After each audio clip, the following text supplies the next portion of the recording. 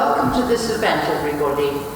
This is a pre-launch of the UK Disability History Month and the launch of Michelin's two wonderful books, An Ordinary Baby and The Phenomenon of the Human Distress Pattern.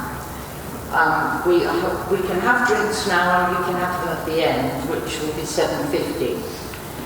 And that's all. So I'm now, oh no, I've got to say a bit about Michelin, I do apologise. Michelin has fought for most of her life for all disabled children to be in mainstream, including her own daughter Lucy, who's over there. In 1990, she wrote a book with Richard called Disability Equality in the Classroom, a Human Rights Issue, which was the last book of the ILEA, and it's still used today. She and Richard founded the Alliance for Inclusive Education, and they've worked together for over 30 years. Michelin. Thank you very much. Can you all hear me? Yes. Yes. Yes.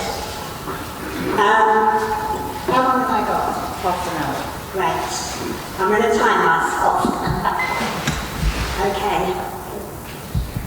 Well, this is fantastic that you've managed to get here. I have to say it's been quite a while since I've done public speaking like this, and I'm feeling a bit like I've never done it before, but there we are. And I'm also trying to pull together three quite different things. Two books which are actually very different, but do relate to each other in an important way, I think. And also the launch of this project, which is about hearing the voice of young disabled people now. So I'm doing my best, and I'm not the only speaker. We have more people here.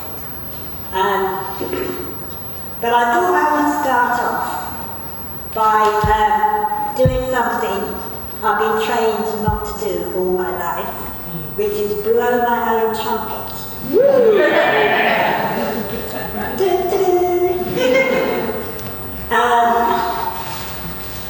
And all this book, An Ordinary Baby, in fact both the books, really came out of feeling when the whole COVID thing began that I might not be around much longer. Who knew how much longer any of us had? And I had all this stuff in my head that I really thought, I need to get this out. I need to get it written down, just in case. So that is really the motivation. And also, I had a lot of time on my hands, as we all did. So I started with The Ordinary Baby. This book is motivated primarily, my first audience in my mind was other young people who have the same impairment as I do, and their families. Because it's a story that isn't told. It's very, very rare to get the first-hand experience of growing up in a world that is run not only by adults who understand nothing, as we know, and able-bodied adults who were in my family.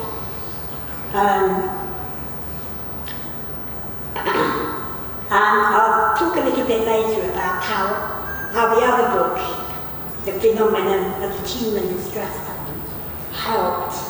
What I learned in that helped me write this book, because it's not easy remembering or having the confidence to put down on paper these memories from the viewpoint of a 5-year-old, or a 6-year-old, or a 9-year-old, or a 14-year-old, because the world looks very different from that perspective.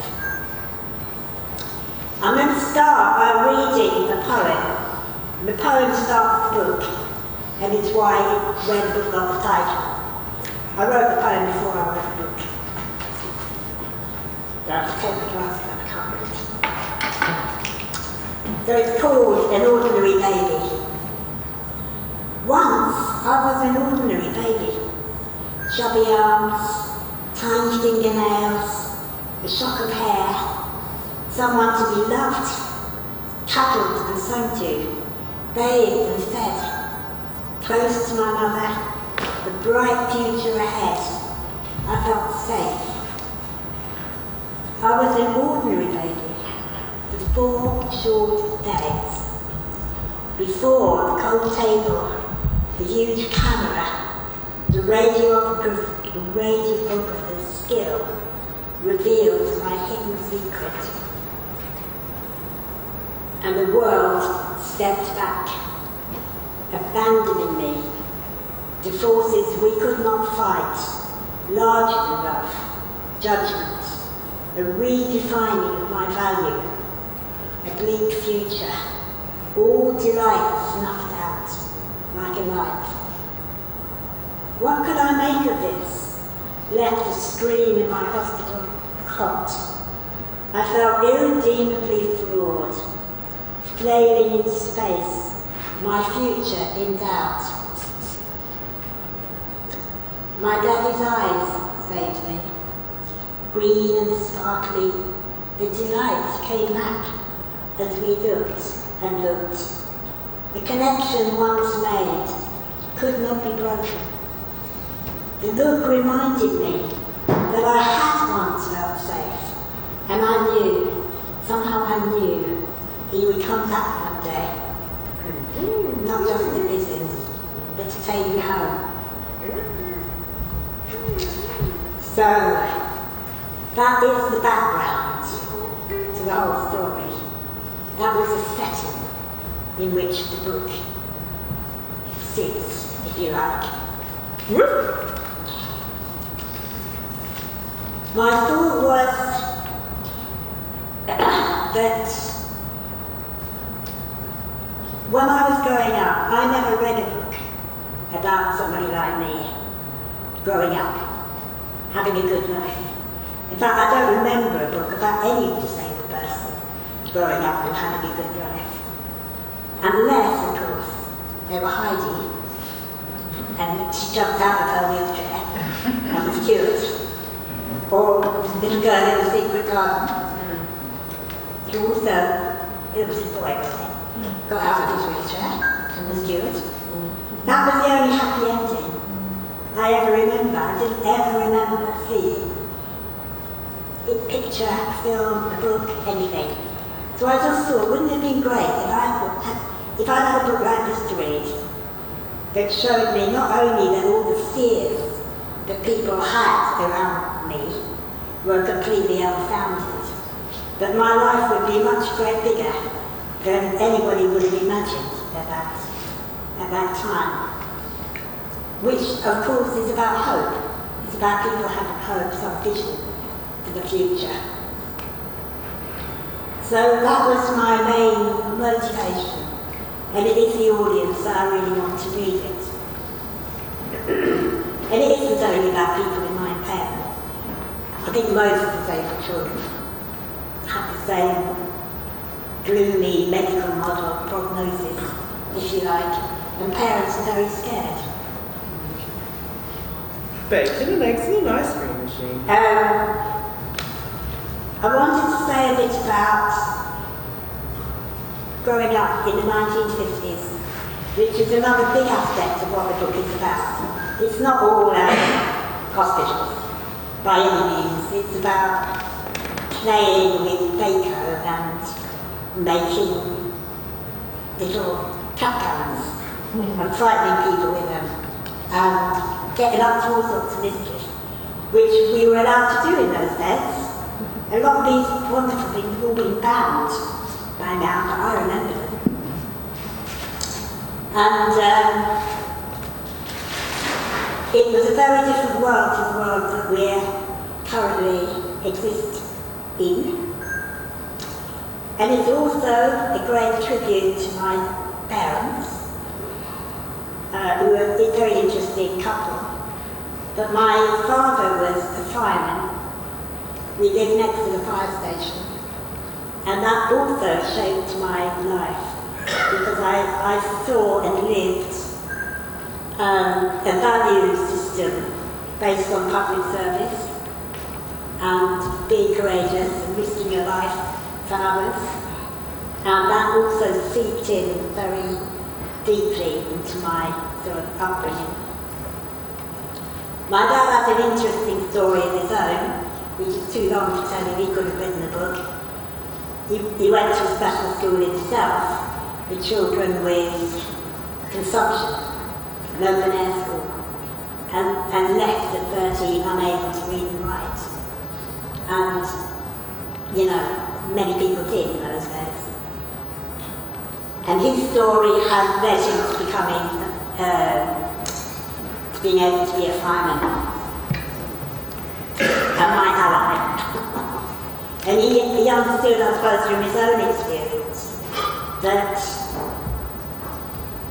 the world will trap you if you let it. You know, the expectations of him were so low that he achieved a great deal in his life. He was a very, very clever man.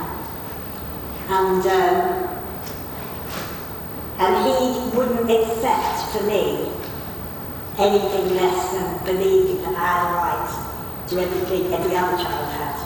And even though he didn't really achieve that in my childhood, because the systems were so hard to fight against in those days, he instilled in me the idea that it should be my right.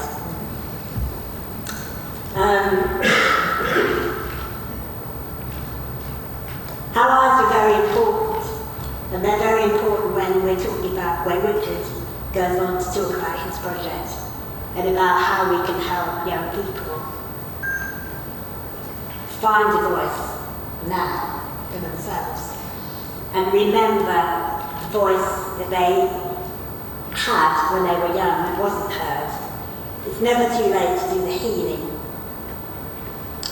And I think in some ways this is why the other book, the healing, phenomenon, I never say the word.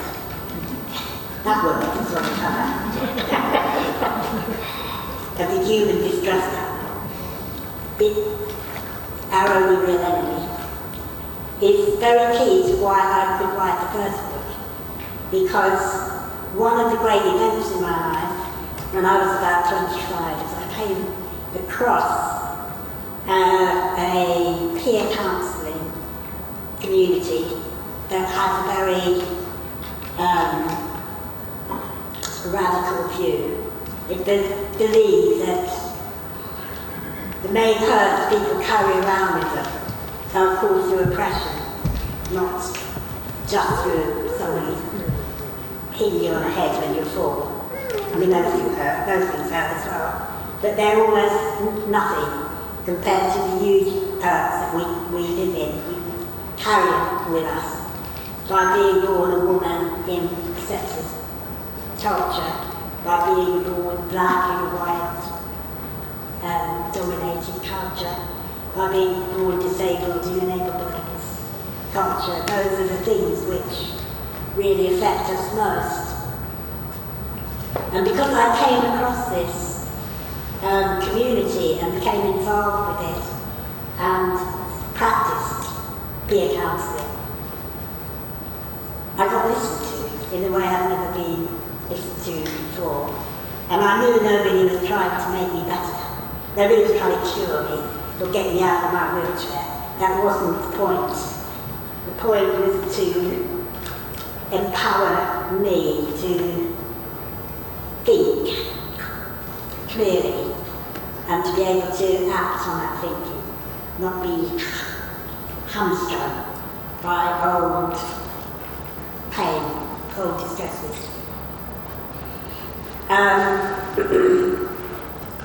And the book is very fundamental.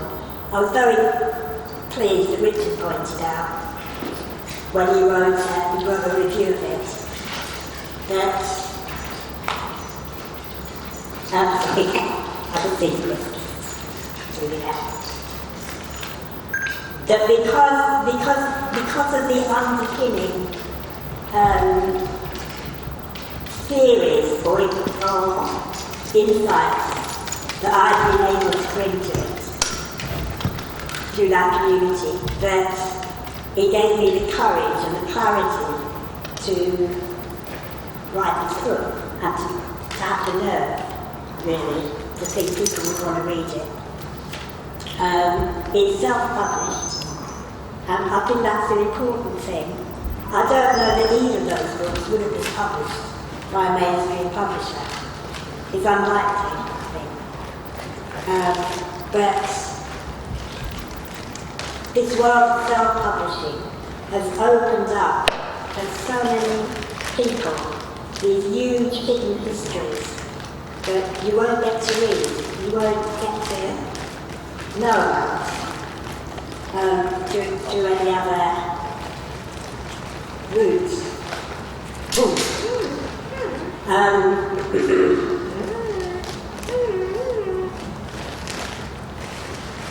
And the other thing I wanted to say about, I don't say many things, but one of the things is that one of the depressions we spoke about in this peer counselling community was adultism.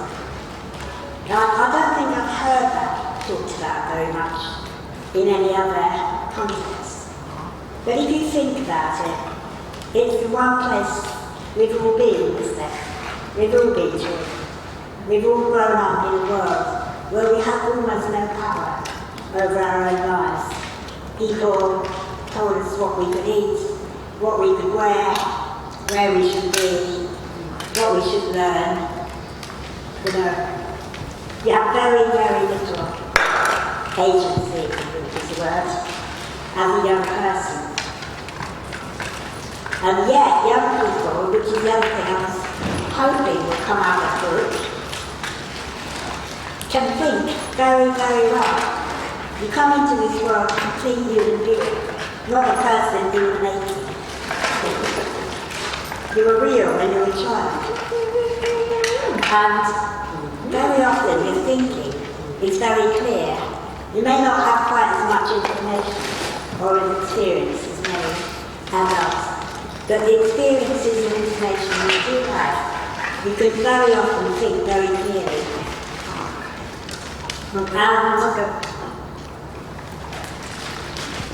one of the things that I've really championed ever since we started, Richard and I began the work on inclusion.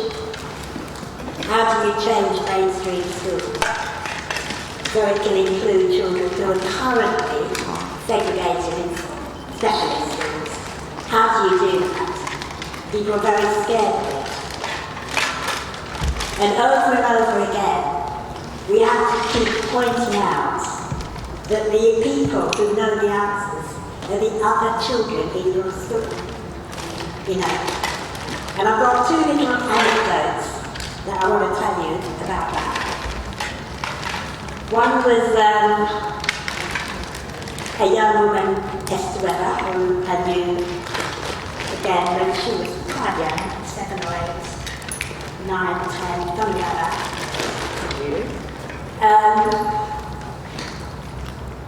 She was a very articulate young woman, a disabled young woman in a mainstream school.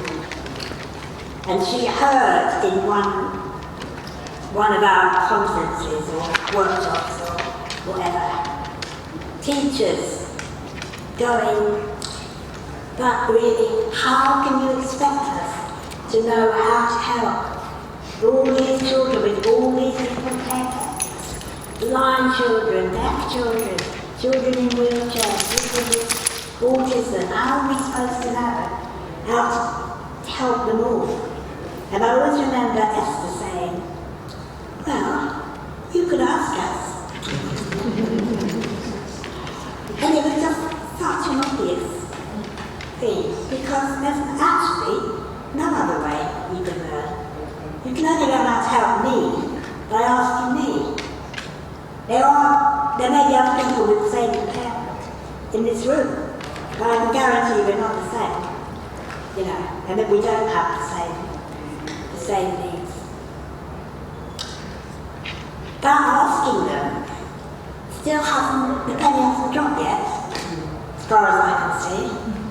you know, about so many things. We are the experts in our own lives, and we're also very good at finding solutions.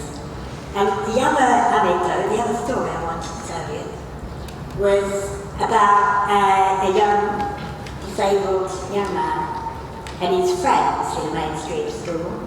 He had an impairment called muscular dystrophy, and he was very, very able in many ways, but he had very little physical strength. And he couldn't put his hand up when the teacher asked, you know, do you know the answer to this? Can anybody tell me this? And he couldn't put his hand up. So he was always being overlooked. And that seemed to be quite a problem, and quite a number of adults came around and started thinking about, well, what can I do? Shall we wire him up so that he's got a buzzer that he can add, you know? That would be one good thing, except that you'd have to have one in every classroom, and then that would be a really big thing, or, you know, if there's some sort of technological solution to this that maybe we could get a grant for. And anyway, they were things very complicated things. Meanwhile, his friends went into the woodworking department and got a great big piece of wood, which is very light, as you probably know, cut a big hand out of it, stuck it on a stick, wrote this on one side and Sir on the other, and gave it to him. And there it was, the solution was solved.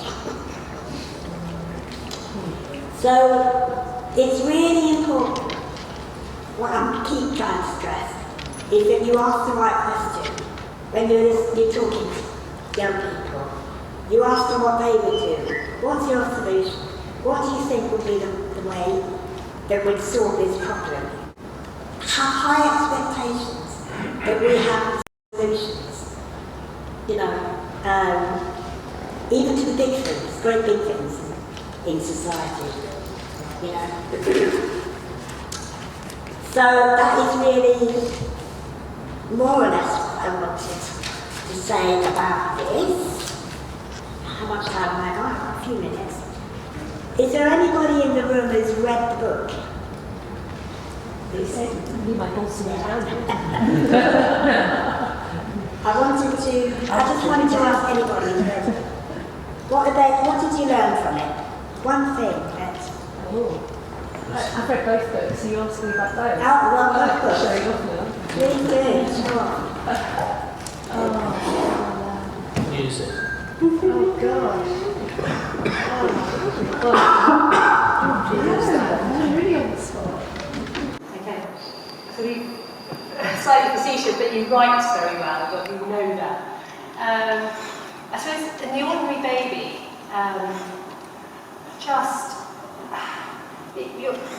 what I learned was the extraordinary power of memories from a child's perspective, or stories from a child's perspective, and the fact that you could remember them, and the power of that, so that, yeah, essentially that child's voice coming out, which I was really moved by. The phenomenon of the human distress pattern, I think you've talked about it, but it's that work that you do to recover your thinking, your mind, that enables you then to have that clarity of memory, that clarity of voice. That's how I learned.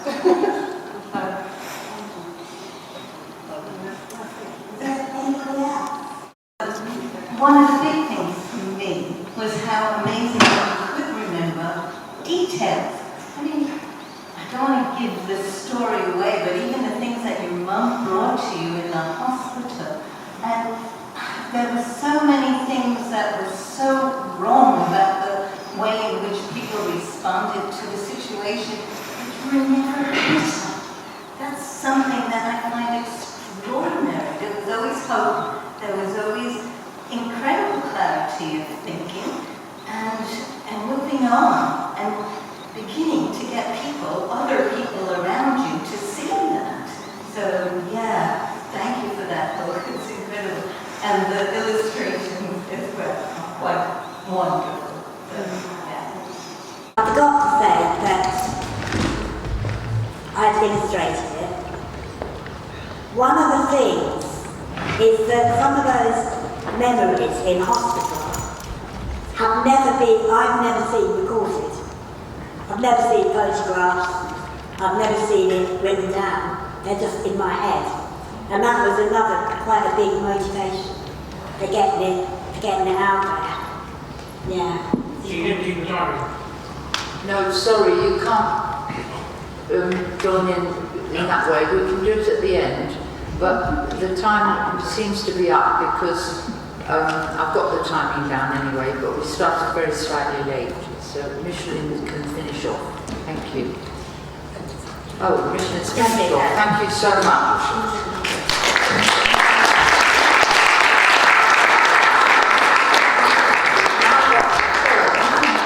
From Yewande Akintelu Omanayi, and she's a young person lead at Alfie, and she couldn't be here because of various problems she has, and so she's doing a short film. I always wanted to do well academically at school and have a tight-knit group of friends. Coming from an immigrant family, academics is very important. I knew I was different to everyone else when I couldn't run around like the other children and partake in the same games and physical activities. Children would ask me questions such as, why can't you walk? Why are you using a buggy?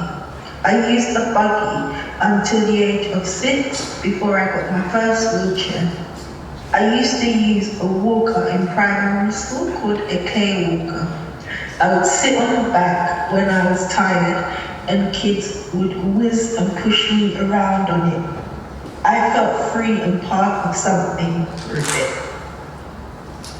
I noticed that kids wouldn't hang out with me at lunch times and at break times. I had learning support assistants, but they restricted me from making connections and friendships.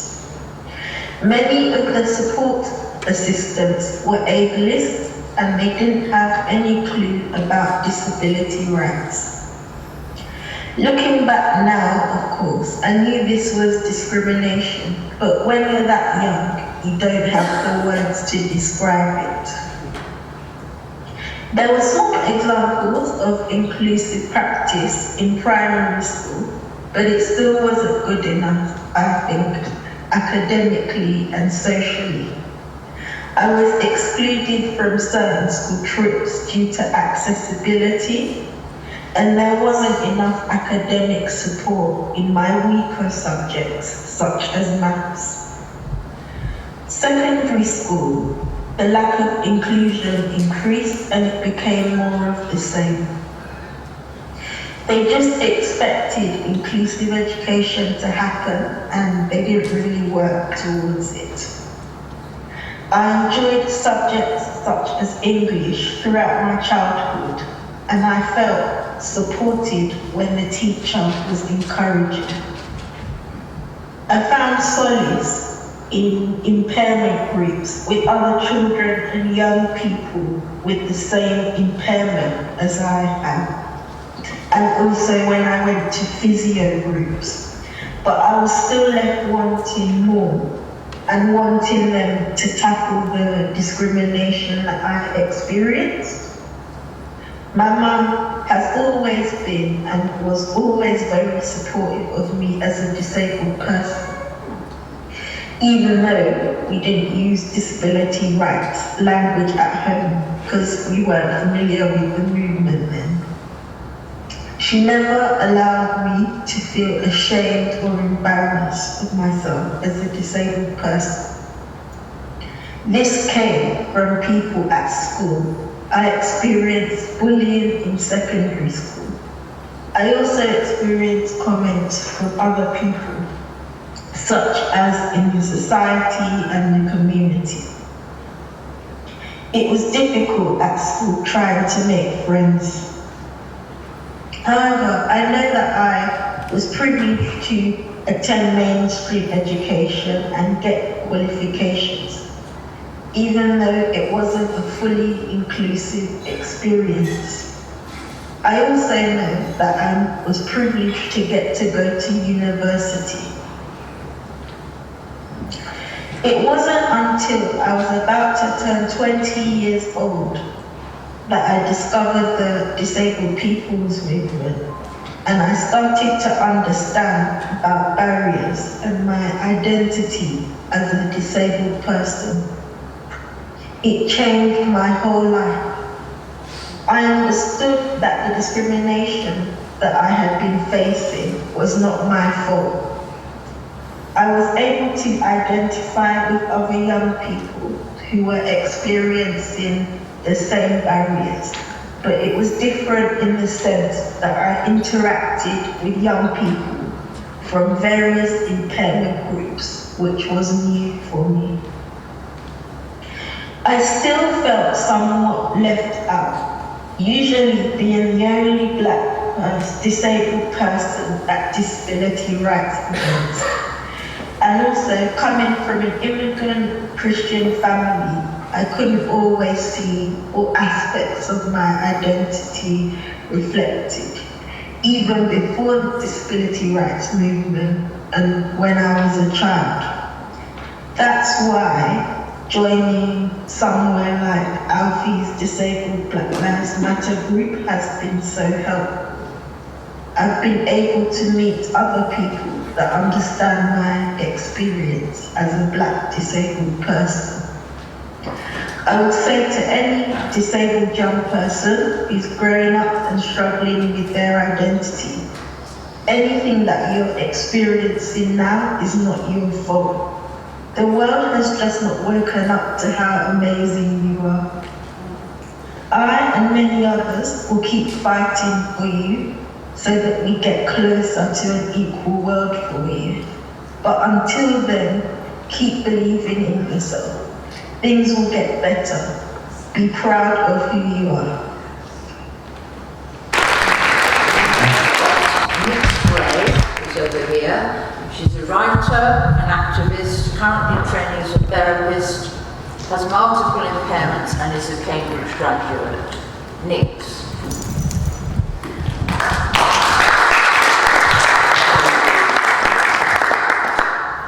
Hi, my name is Phoenix. For people who need a visual description, I'm a black, feminine presenting person with shoulder-length dreadlocks. I use a black powered wheelchair named Chopper, and I'm dressed in black.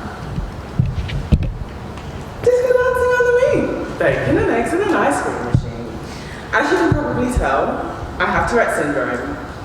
For anyone that is unaware, Tourette's is a neurological condition in which a person experiences both phonic and motor tics, which means that we move differently and vocalize things that we cannot control. Disco dancing on the moon, I love you. Like many disabled people, I have multiple conditions or impairments, and they have affected me in different ways throughout my life, education and career. I am a late diagnosed dyspraxic, dyslexic and autistic. But my first experiences, while undoubtedly affected by my neurodivergence, were overwhelmingly affected by my rare bleeding disorder. I was 2 weeks old when I had my first nosebleed and spent my childhood in and out of hospital receiving tests, medication, treatments and surgeries to control the amount of blood I kept losing.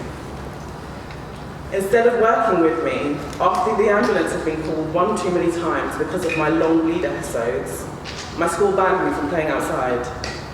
Disco dancing on the moon, bacon and eggs in an ice cream machine. I love you. Although anything could trigger a bleed, everyone decided that my excitement or getting overheated at play would just start them. The solution was that at every break time and lunchtime, I was confined to a classroom while my peers played outside and developed their social skills. Disco dancing on the moon, I love you. Bacon and eggs in an ice cream machine. In some ways, it was good for me. I was an avid reader and I just read and read whatever I could get my hands on, both at home and school. This probably led to me gathering unusual amounts of knowledge as a child with my head in books. But the ableism I experienced regarding my bleeding disorder meant that I was separated from my peers on what felt like an eternal break time detention for something I truly couldn't help. I was picked out as bright, went on to get straight A stars at GCSE and a scholarship to boarding school sixth form. But during my A-levels was when I was first diagnosed with Tourette's and other conditions. I had a rough time during sixth form, but adjustments were made so that I could take my exams without my Tourette's disturbing other students. Flash forwarding a bit, my GP told me at the age of 21 that I had the equivalent of the reading age of a 9-year-old after reading my educational psychologist assessment. I knew something was wrong, but was amazed that I'd made it so far in education without experiencing this as an issue for me. I had failed my first year of Cambridge on the basis of my exams. My coursework was fine, but I failed the written papers. I was in my second year at the university studying a BA in English, reading books constantly and churning out 3 essays a week. I felt like I couldn't move and had no idea how I would go forward. But once my diagnosis of dyspraxia was established, adjustments were made to my learning. I was allowed to record lectures, I could type my exams, I had someone warning me about the passing of time, and I got an extra 25% time in my exams. I went from failing my first year without support to graduating with a high grade. I know that if disabled people had not fought for inclusion in society and reasonable adjustments in education, I would have struggled to finish uni or take my exams at all.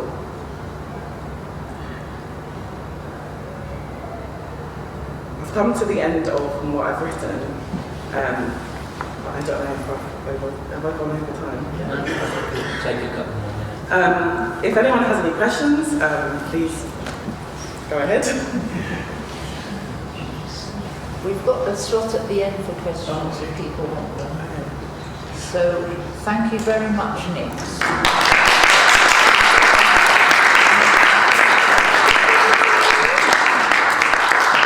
Now I've got Richard who's going to talk a bit about his childhood. He's the founder of UK Disability History Month, which he did found, well, he founded it 14 years ago in our kitchen.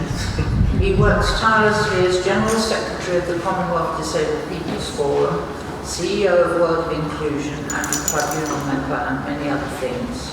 Richard. Thank you. I thought I'd say a little bit here because I'm a little older than Michelin, but remember when reading your book, many of the things you talked about in the 1950s, and it was a cruel time in many ways for disabled people. But I think what's changed is the cosmetics, if you like, of what happens to us, but what hasn't changed very much is the them and us that's still there very much in the system. For me, I didn't spend as much time in hospital as Michelin, but I had polio when I was 9 months old. And for me, the message was that you have to overperform so that you overcome your impairment. And my impairment wasn't that great that I couldn't do that. But it had a psychological toll on me, which some people would say is probably still there. But, so my parents particularly encouraged me. My father had been a biologist and then an artist, and my mother was very straightforward about encouraging me to swim and to climb trees and to do everything. And in fact, they found an old cottage in Cornwall before I'd been born, and I was required really to climb 500-foot cliffs and get on with it really. I managed for quite a bit of that time, and then the schools I were in were not particularly good for me. The London County Council, which became the ILEA, there was a new primary school at the top of our road called George Eliot, and I think I went along to see the head with my mum, and he decided I couldn't go there because I was at fire risk. Thought climb 500-foot cliffs, fire risk 3 steps. But that was the system, in the ILEA, which incidentally, when it was abolished, had the highest level of segregation of any education system in the country, largely due to a man called Cyril Burt, who was a eugenicist and had actually set up the special needs system of the ILEA. And what I ended up going to a special school for physically handicapped kids, which reminded me of the hospital I'd been in. Everyone was sitting around in wheelchairs and not doing anything, or with false legs that were really horrible. They were a bit like dogs, pink plastic, so it was very obvious that you had an artificial limb. And so I responded in the only way I could. I was about 6. I had a tantrum on the floor that I didn't want to go there. And eventually my parents took up my case and wrote to the authority. And they said, well, we haven't got any other state schools he can go to. We'll pay for him to go to a private school, which was a place called Town and Country, run by Freud's daughter and a woman called Mrs. Paul. Didn't really suit me at all. So I got involved with the Scouts, and that was more inclusive in the 50s and early 60s, although it was equality of everybody doing the same, or if you couldn't do it, you had to do it by an alternative method. So for instance, for my 8-mile hike, I had to ride 32 miles on a bike with kit, or for a 16-mile hike, I had to do 64 miles with a tent and everything else. So I don't think there was much reasonable adjustment other than that. So I could excel at those things, but because of my rather strange schooling, I didn't really have very good education. I later found I was probably a bit dyslexic, and I also got pushed into child guidance for what I would have been what's called SEMH today. And so all of that didn't really work very well. So in the end, I took the decision myself and went to see the local secondary modern head teacher, who actually must have got through the net because he had cerebral palsy, so there weren't many who had. And he said, yes, you can come, but you're so far behind, you better go back a year. And anyway, I did. But eventually I did manage to get to university. But what dogged me was the brickbats that you got. My nickname at school was Cripple Dick, and as I grew older, the normal call to me was, well, you'll never get a girlfriend, of course. So that was going on all the time, and it did deflate you and deflate my ego. I was really badly affected by it. It took me another 20 years to get over that, and I suppose my experience, and this will end, my experience really made me feel, as I got into teaching later, that there was a gap. And the gap was to see disability as an equality issue. It was seen rather as something that we worked on children with. And I have to say, in this building, which really was the National Union of Teachers headquarters, and I became an activist in that later, it took a long time to get this message across, and I'm not sure we really got it across to the grassroots of teachers yet. The union, now the National Education Union, has policy on inclusion. It has a disabled members committee and so on, but I think we have a long way to go.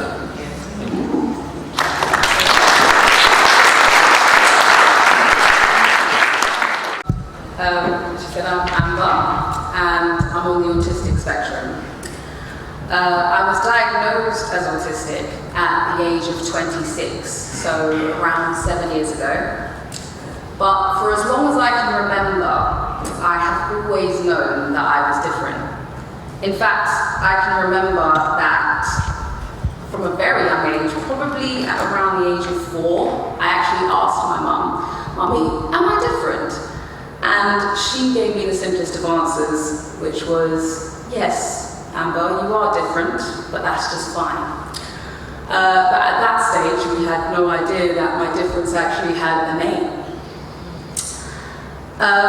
So at that stage in my life, I pretty much got on with it. My primary school years were probably the last time in my life that I actually felt at home within an educational setting. I was lucky enough to attend a school that was very open-minded and was filled with teachers and teaching assistants who were largely creative. And the performing arts was a huge aspect of the curriculum there. I've always loved the performing arts, and I realised post-diagnosis that probably one of the reasons I enjoyed it so much was that it was the ultimate form of masking. I was given a script and a character to play and songs to sing, and I was able to embody that character. I always knew what I was going to say, and I always knew how it was going to be responded to, and I was able to flourish in all the roles that I played. Ironically, when I was in Year 4, I played the starring role in a show called The First Kids in Space, and I played a character called Specs. And Specs was a robot who didn't fit in with the other robots, and my main solo song was actually called I'm Different. And I actually believe that's quite a testament to the overall approach that and the mindset of the teachers at that school. Differences were celebrated, they were embraced, and they were largely accommodated, and that was everything to a little autistic girl. When it came to secondary school, things largely changed for me. I went to an all-girls school, and the social arena became far more complex, and the teachers had very different expectations.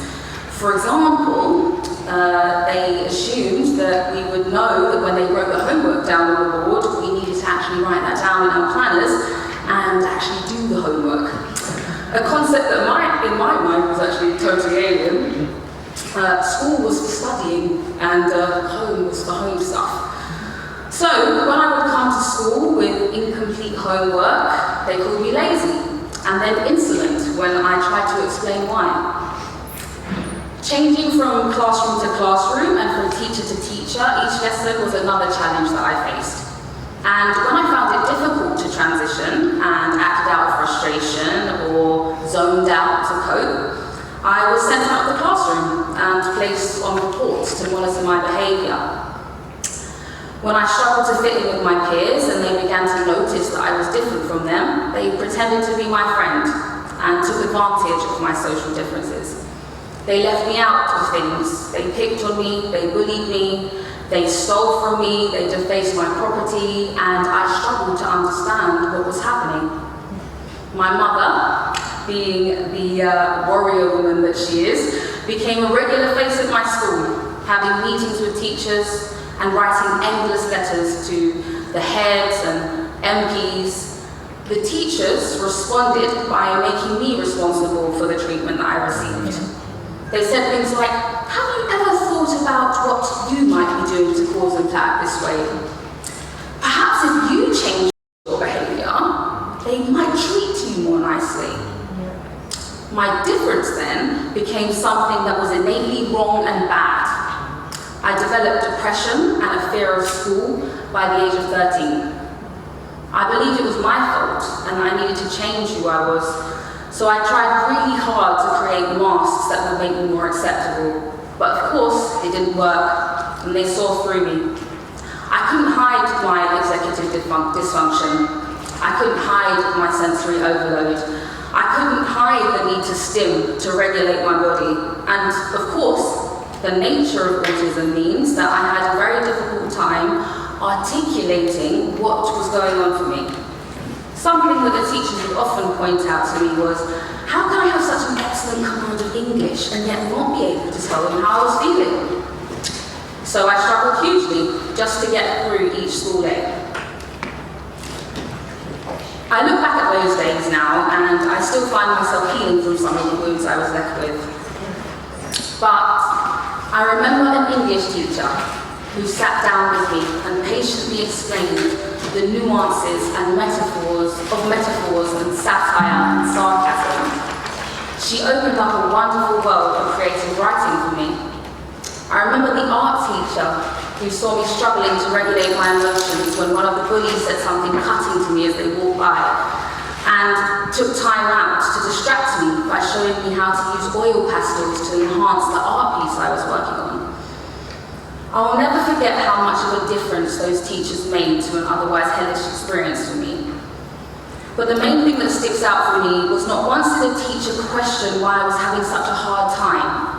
Not once did a teacher entertain the idea that there might be something else going on for me. And I suppose why would they? Girls on the spectrum wasn't really a thing then, and if they were more outwardly presenting. And my disability was largely hidden, even to myself. But I'm happy to say now that I'm in a much better place, and in some ways I'm grateful for those experiences because they made me the person I am today. And today, I am unapologetically autistic, but that's not all I am. I'm a mother to 2 amazing little girls. I am a counsellor that accompanies other people on their healing journeys. I'm a singer, I'm a writer, I'm an opinionated troublemaker, and I'm many things. I'm uniquely me, and I'm relearning that that is just fine. Thank you.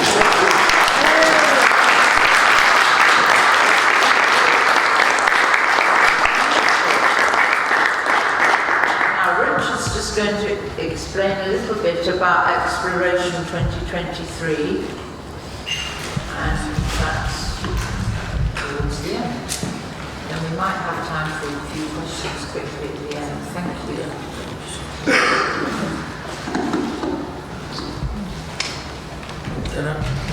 Okay. So,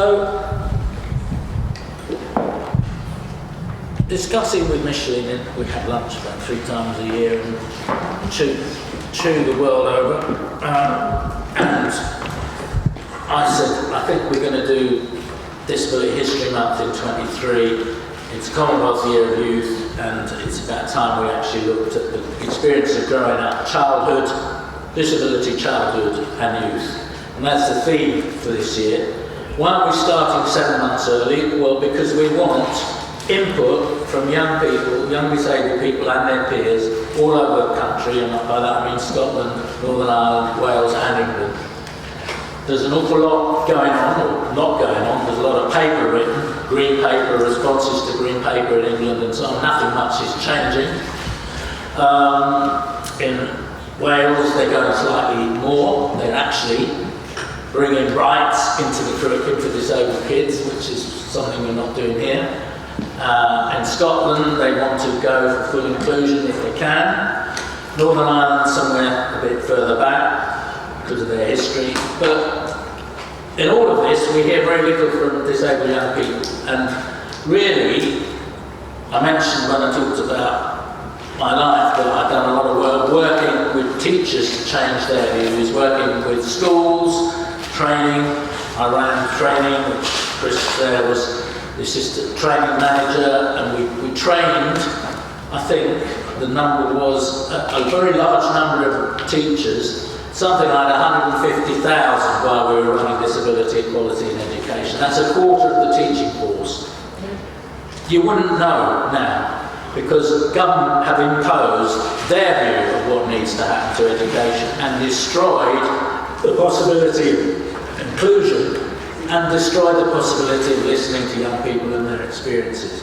Not only that, but they've taken away the things that you relied on, such as creation, drama, art, dance. These things are going out of the curriculum with the obsession on the exam factory testing. So we need to really use this year to find out what young disabled people think about their lives.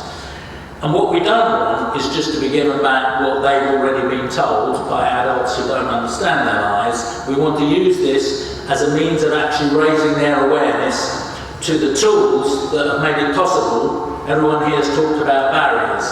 Rather than seeing the problem in yourself, it's the barriers that are the problem. So in order to do that, we're going to produce a number of tools which will be up on the UKDHM website. And we hope that in this next summer term, TAs, teachers and so on will avail themselves of these things. I'm working with some graduates at Brighton School of Art to do a number of cartoons to explain the social model, medical model in a simple and easy way. I've also got other people who are looking at doing that. But for our generation of disabled people, and I think that's what's filtered down to the younger generation who have been speaking here as well, this transition from seeing us as the problem to seeing, no, you out there are the problem, the disabling world is the problem. It's about time, after thousands of years, you caught up with the fact that impairment is a common human experience. There is no culture or civilization anywhere in the world that has not lived with impairment. Impairment is part of the human condition.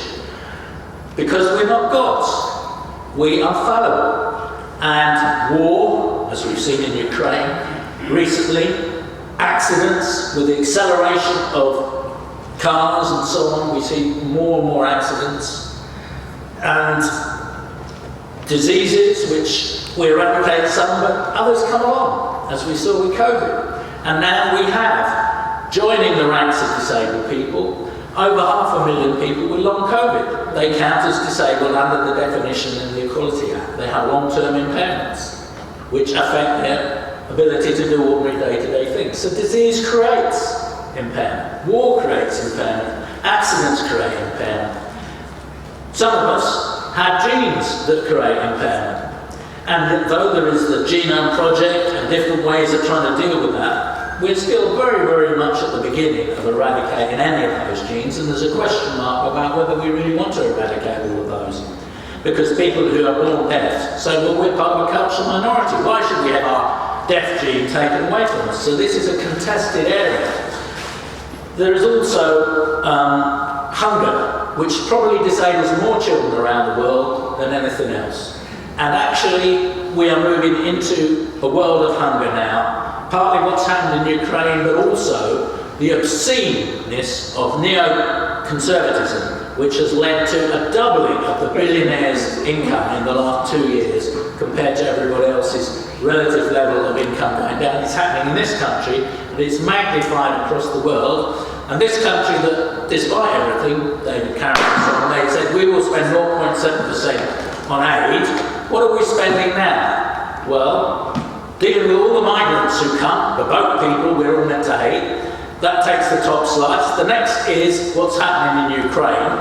It was cut from 0.7% to 0.5%, so less than 0.25% of our income is now going to actually deal with this disparity around the world. So it is going to get worse. There are going to be more disabled people, and there are going to be many other problems. But we have to say that if that happens, it's a social construct. It's something that is happening to us. There is no reason why the world couldn't be designed in a different way. There is no reason why things couldn't be designed on a universal design principle. Commodities, cans, computers, anything that we use could be accessible for people to use. But that isn't happening. And leaving Europe was another blow for disabled people, because the Europeans have, since we left, passed another directive that all products have to be accessible. It doesn't apply in England. We can produce as many inaccessible products as we want in this country, because of course that's what we're about, inequality and creating more inequality.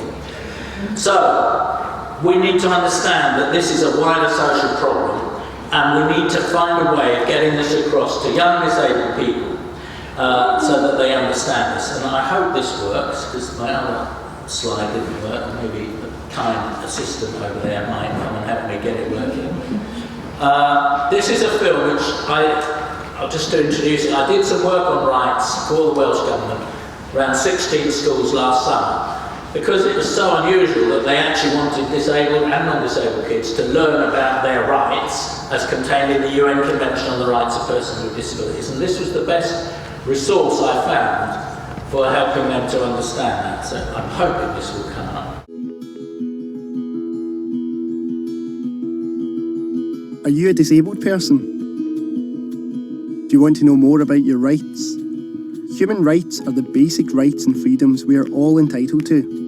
Disabled people campaigned for decades for a human rights convention of their own. The United Nations Convention on the Rights of Persons with Disabilities was written by and is for disabled people. It is for people with long-term physical, mental, intellectual and sensory impairments and who may face barriers to be included in society. It was signed by the UK government in 2007 and ratified in 2009. This means the government, including the Scottish Government, must take action to make sure disabled people enjoy their human rights.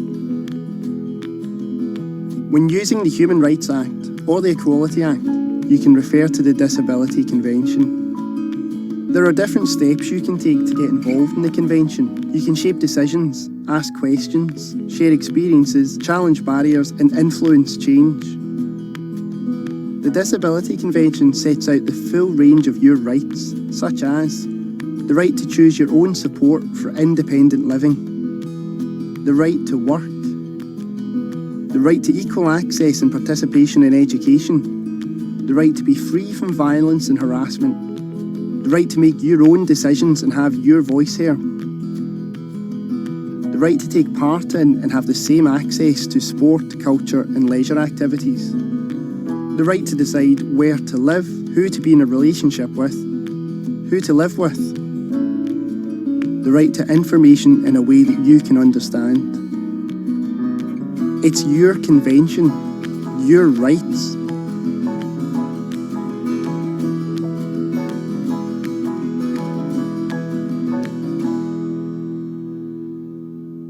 I'm Susie Burrows, and I've taught in Hackney primary schools for 45 years, and I'm quite appalled by what young people have actually said here today, because I taught everybody, regardless of what their impairment was. I just thought that was usual.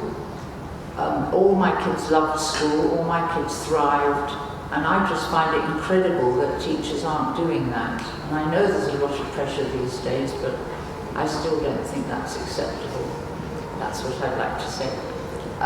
Anyway, so there's somebody there who would like to say something. I was really struck, Felix, when you were talking about how, just from reading a report, a psychology report, you were told that you had a mental or a reading age of a 9-year-old, despite all of the achievements you've had in school. Then you went to Cambridge, even and all of, against all of the exclusion that you faced in school. And I work with a lot of people with learning disability and on the autistic spectrum in prison, and a lot of them come to me and say, in court there was a report that said I had the mental age of a 9-year-old, and I just think, how are we talking about people, the way that people's minds work, or the things that they might struggle with because of the world that we've created in kind of very infantilizing ways. Initially we talked about kind of adultism, and yet you can charge someone with a crime and send them to a prison as an adult, and it's such a confusing and awful, traumatizing message in a traumatizing place. And I'm just thinking about, how is there a different way that we can hear from people to talk about these things and talk about people's abilities without kind of putting an infantilizing label on and giving it, kind of equating it in years of age when you're an adult and you have other experiences and other knowledge. Thank you. One of the big things we uncovered when we were doing a lot of training was our history of eugenics. And the whole notion of inherited intelligence and fixed intelligence, as in IQ testing, none of which that is real. And it's been used constantly to, its use is just appalling. One of the things is his mental age of so on. Within that, a lot of special schools followed what they called a developmental curriculum, based on this idea that you couldn't do one thing until you'd done the thing before it, that there was a set line of development, that you can't walk until you can crawl, and so on. And that they forced people to do, even crawling was the one thing you couldn't do, they would force you for years try and crawl, on the idea that you couldn't possibly walk before you had done that. And all this thinking has never been seriously uncovered and challenged We used to do it endlessly in our training courses, and nobody had ever heard of it. Almost, it was extremely rare that anybody knew about the whole eugenics movement, even though it shapes our whole concept of intelligence. So, you know, to reiterate what Richard was saying, there is such a need for training, you know, for us to re-educate people, to uncover all these myths that we've been fed for so long. Yeah, I mean, that's my only answer to it. We really need to understand how the mind works.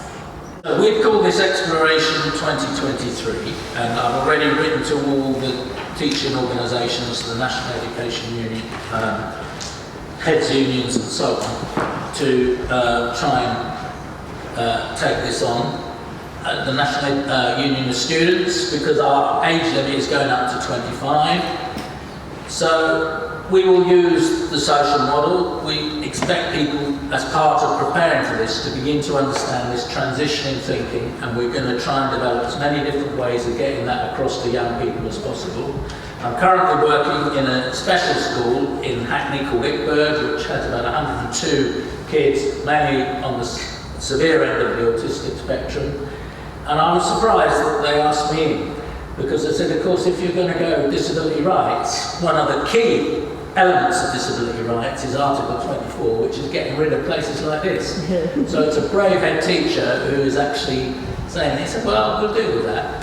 So we're going to start after Easter doing 3 days, 3 modules in there, one of which is basic rights, the second one is looking at their area and finding the barriers, and the third is what are they going to do about the barriers? They're going to start writing some letters to MPs and various other people. So if they can do that, and they're doing it under the label of belonging, which is a nice way of saying we should all be belonging. So we're going to launch this right across the country, and we'd like everyone here to help if possible. We want to pass on our thinking, our liberation thinking, if you like. There will be 4 age groups. We're looking for each contributor to express the good, the bad, and the changes they would like to see for themselves. They can do that individually, or they can do it in groups, but it has to be the thinking of the disabled young person that runs the thing. So they, for instance, could direct a role-play drama and film it on a camera and send that in, as long as they're the ones who've actually done the thinking around it, and their non-disabled peers can help them. So they can be up to 8 years, and they can put in 200 words, or a film, or something else up to 2 minutes, or just a piece of artwork. 12, up to 12, then 16, 12 to 16, and then 16 to 25. We're putting the limits up. As I say, these can be contributions from the individual or groups. In mainstream, special schools, colleges, people who've left school and colleges through youth clubs and so on. So, you know, the BBC do stuff like this and they put a lot of weight behind it. We haven't got that, but I'm trying to find an independent film programme that actually film what comes out of this, and during Disability History Month, maybe on around the 3rd of December, the most interesting, and it's what's most interesting and changes people's thinking, like some of those comments you made from the young people, would be the sort of things we're looking at. And we've, in order to make people think this is important, we've got a panel of judges led by Mike Rosen, who's a children's author. And I did that on purpose so people say, oh, well, I've heard of him. Because they won't have heard of most of the other judges. Yolandi, who we heard from, is agreeing to be one of the other judges, and then we'll have other judging panels. So I'll be looking for other people to help me with that, teachers, disabled people, parents, and so on. So that's the form it can come in, different forms of artwork, and they must be submitted with an application form and an electronic high-resolution version to Susie, who will do all of that, nice of her, by Tuesday the 31st of October. So people have quite a lot of time, a term and a half of school time or college time to get something done. They'll need a signed parental permission form, or if they have capacity, then they can sign it themselves if they're over 16. The panel of judges I've talked about, and we hope that coming out of this will be creating a new climate in our schools, and I think this will be quite difficult for many teachers to take on, as we've heard from some of the stories that have been going on here, but I think they need to take it on. Just because when I started teaching in Hackney in the 1970s, there were quite a lot of teachers who didn't want to take on racism, but you have to. So people have to take on this ableism and they have to work with it. So it's not an optional extra, because actually the public sector equality duty says that all publicly funded institutions, which are all our schools, colleges, universities, even youth clubs, have a duty to eliminate disability discrimination and harassment. Well, they're not going to do that if they don't listen to young disabled people and what they're saying. So this is a way of actually moving the disability equality agenda forward, and I hope you'll all help with it and do what you can to take it forward. Thank you. On a point. I mean, we've heard from old crocs like me and Michelin, but we've also had many of our champions have passed, and we need to celebrate their work. On our front of our cover of this issue of Inclusion Now is Joe, who was chair at one time of the Alliance. I remember Joe from when he was occupying Preston Town Hall, and we had to send supplies up to him over 2 kids that they refused to give mainstream education to. Judy Hooman, who I met many times internationally, who was one of the, if you've seen Crip Camp, she was one of the people in that. She went on to be both the advisor for disability to Clinton and Obama, and really made a big change, and she died just about a month ago, about 2 days before Joe. And Rachel, who I worked with in the Commonwealth, who died last year, really important that the newer, younger generations coming up have got to fill these spaces, because we haven't won yet. This is still a struggle that is ongoing, and we have to get more young people involved to see that this battle has to be fought. And yes, lots of people can pass if they pretend, but why should you have to pass? Why shouldn't you be yourself? And that's what we have to get the message out there. So thank you very much.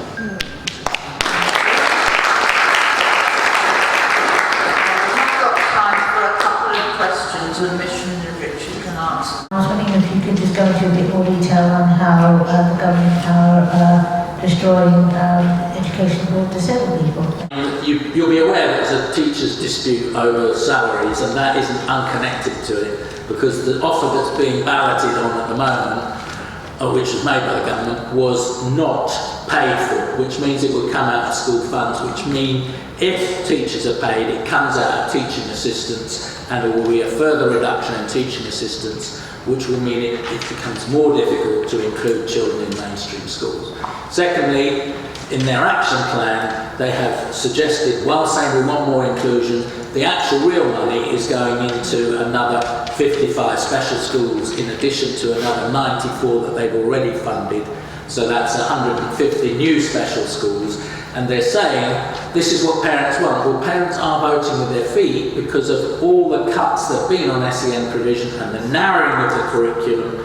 There's little chance that most disabled kids, unless they're very academically able, will make it in the mainstream these days. The routes, alternative routes of accreditation and other things have gone.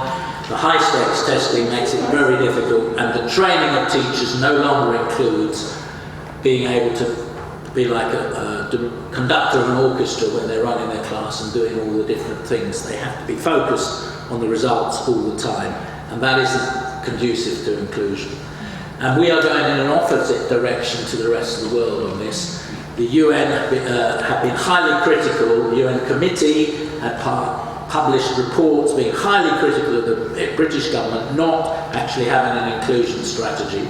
They now have one, but it doesn't include anything. It just exhorts people to do more inclusion without changing any of the barriers that make it very, very difficult. That said, there are still thousands of schools and many hundreds of thousands of educational professionals who are committed to do their best for inclusion, but with dwindling resources, it's very, very difficult. And so more parents are joining the queue to have special provision. The numbers at the tribunal have gone up from 3,000 10 years ago to 13,000 this year. That's to get statutory provision. So it's a system that's broken and getting worse. Thank you. Now, does anyone want to ask Michelin a question? Oh, she wants to. Okay, I just want to add something. That parents for inclusion no longer exist. Yes. And there is no support for parents anymore. Do you understand the oppression of disabled young people or how to become an ally? So it's not really surprising. And that went because they starved it of funding. So, you know, there's many different aspects to how this is happening. But, and I also want to say this, we haven't won the battle in school, but in society itself, inclusion is what everybody wants. And if you ever watch, what is that programme, Strictly Come Dancing? Yeah. I think the last three winners, at least the last three, have all been disabled people. Hamza, who has dyslexia to a point that he chose to become a cameraman because he had such a problem with reading. There was, I can't remember her. Rose, who was deaf. There has just been the culture which we have tried to create of inclusion. We are winning in some ways. It isn't all bad news, you know. It's just it's under attack. And we need to be heartened by the fact that we can believe. I always remember saying, inclusion is what everybody wants in their hearts. And I believe it. I still believe it. And you have to keep remembering that when things get so hard.